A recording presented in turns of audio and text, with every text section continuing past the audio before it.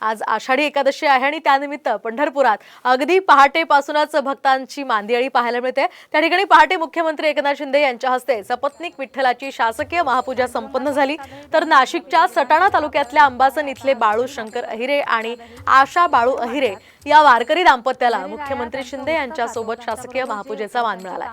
आज पहाटेच ही शासकीय महापूजा संपन्न झाल्यानंतर विठ्ठल रुक्मिणीच्या पदस्पर्श दर्शनाला सुरुवात झाली आहे। त्यामुळे अप्रतिम भावदर्शन रुक्मिणीच्या संदर्भामध्ये दिसतं। वारकरी शेतकरी हे सगळे सुखी होऊ दे।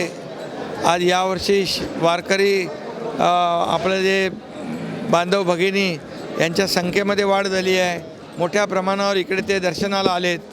पाऊस चांगला पडला आहे, पाऊस चांगला पडू दे, पीक चांगले येऊ दे, सुगीचे दिवस येऊ दे, त्यांच्या बळीराजाचं अरिष्ट संकट दूर होऊ दे आणि या राज्यातल्या प्रत्येक घटकाला, मग शेतकरी आहेत, कष्टकरी आहेत, कामगार आहेत, वारकरी आहेत, महिला भगिनी आहेत, युवक आहेत, ज्येष्ठ आहेत, या सगळ्यांच्या आयुष्यामध्ये चांगले दिवस पांडुरंगाच्या आशीर्वादाने येऊ दे हीच मागणी आहे, हेच साकडं आहे।